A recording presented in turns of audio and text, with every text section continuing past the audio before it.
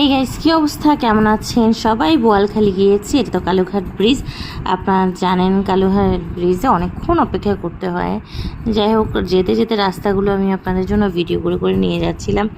তো দেখেন কত সুন্দর লাগছে। আসলে বোয়ালখালী না আমার অনেক পছন্দ হয়েছে, কেন জানি ওখানকার গ্রামটা না পরিষ্কার পরিচ্ছন্ন। অনেক গ্রাম আছে অনেক নোংরা নোংরা মনে হয়, বাট এটা গ্রামটা অনেক পরিষ্কার ছিল। তো যাদের বাসায় গিয়েছিলাম তাদের একটা বাড়ি করতেছে, তো অলরেডি একতলা কমপ্লিট হয়ে গেছে। সব ভাই ওখানে করতেছিল। ওটা হচ্ছে ভাবির বোনের বাড়িতে গিয়েছে, মানে তালতো বোনের বাসায় গিয়েছে আর কি।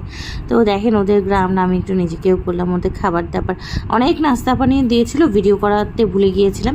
তো আসলে যাওয়া মাত্র অনেকগুলো নাস্তা পানি দিয়েছে, তারপর দুপুরে ভাত, এরপরে আবার ফ্রুটস কেটে দিয়েছে, তারপর আবার বিকালের চা নাস্তা, তো অনেক আইটেম ছিল। তো এই জায়গাটাতেও অনেক ভিডিও করতে করতে যাচ্ছিলাম, খুবই সুন্দর আসলে। তো এই ব্রিজটা থেকে এখান থেকে এই বালিগুলো অনেক সুন্দর, বৃষ্টি হয়ে গিয়েছিল। তো বালিগুলোর কথা সবাই বলতে সেটা রাবার বাগান, এত ভালো লাগতেছিলো, সিলেট ফিল হচ্ছিল, বুঝছেন। তো ওই জায়গা থেকে চলে আসতেছে এদিকে, এটাকে একটা আম বাগানও ছিল, ওটা অনেক সুন্দর, খুব সুন্দর সুন্দর ছবি আসে। কিন্তু ভাইয়া তো অস্থির পার্টি থাকবেই না। যাওয়ার পথে ওদের বাসার সামনেই এই পুকুরটা আছে, এটা একটু ভিডিও করে নিলাম। তো রাস্তায় যখন দাঁড়িয়েছিলাম গাড়ির জন্য, তখন আমি বসে বসে ভিডিও করতেছিলাম।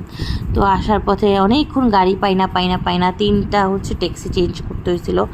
তো আসার সময় আবার কালুঘাট ব্রিজের ভিডিও করে নিলাম। তো এই তো কালুঘাট ব্রিজের সে কিছুদিন আগে কিন্তু মানুষ, আর এত বৃষ্টি হওয়ার পরে পানি উঠে গেছে, চট্টগ্রাম শহর একেবারে ভেসে গেছে। এটা তো বদ্দারহাট, একটু বৃষ্টি পড়লেই ভিজে হয়ে যায়। তো কেমন লাগলো আমার ভিডিও? ভালো লাগলে লাইক করে ফলো করে দেবেন।